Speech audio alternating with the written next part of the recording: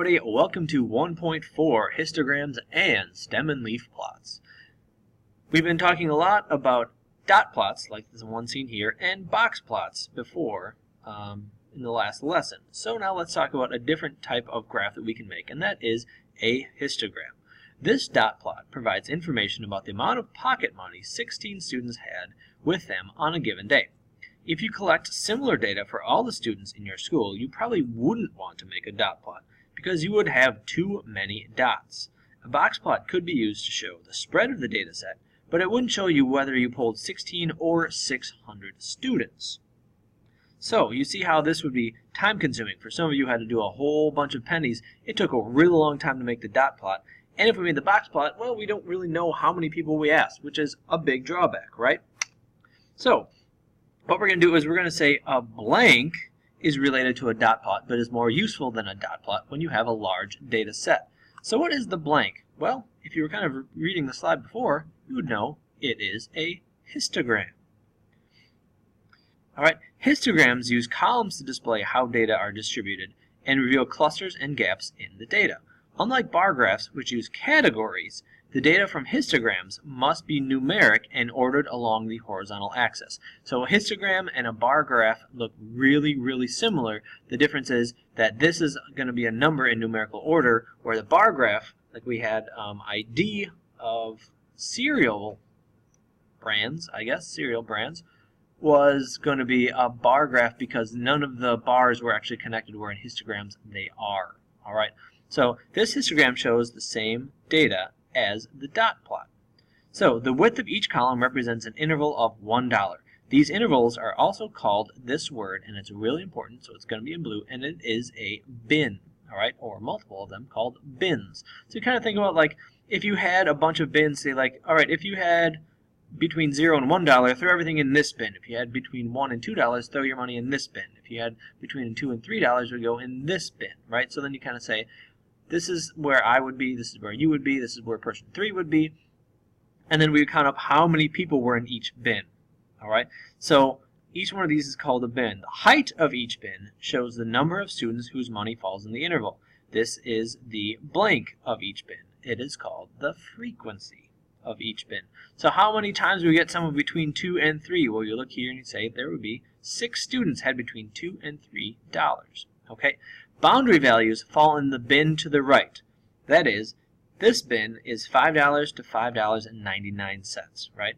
So anything that's between $5 and $6 goes in the bin to the right. So anything less than $1 goes in the bin to the right. Anything less than $2 goes in the bin to the right. Okay, and that's something that I think is important to say. So that means there's nothing between $4 and $4.99. Okay, so we had no one who had between that much money. All right. And then all bins in a histogram have the same width, and the columns are drawn next to each other without any spaces between them. A gap between columns means that there is an interval with no data items that have those values. You can't name the individual values represented in a histogram, so a histogram summarizes the data. You can determine the total number of data items. The sum of their bar heights in the histogram above tells you the total number of students. So if we were to go back, how many students are there in this graph? So what we would do is we would say there are 2 in here, 3 in here, 6 in here, 2 in here, 0 here, and 2 here. So we know we have 2 plus 3 is 5, plus 6 is 11, plus 2 is 13, plus 2 is 15. So we know we had 15 total people,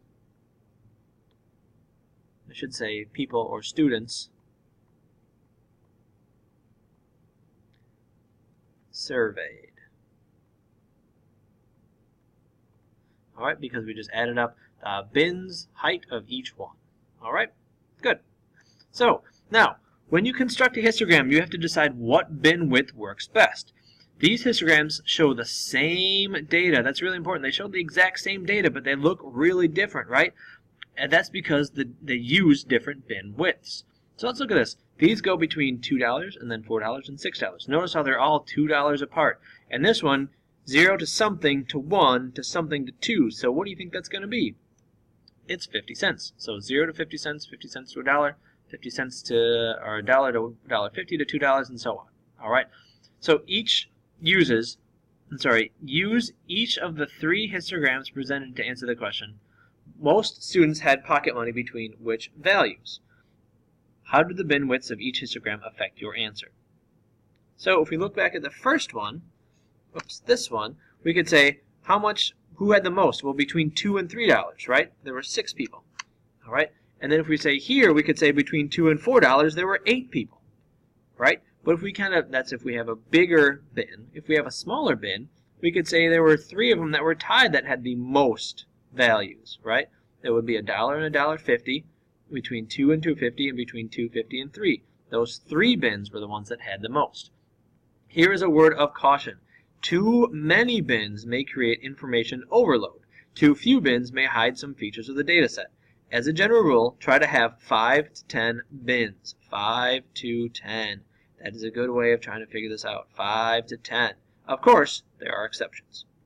All right, so this is going to be a good thing to remember as we go through what we're doing to the next lesson for 1.4 titled Histograms and Stem and Leaf Plots.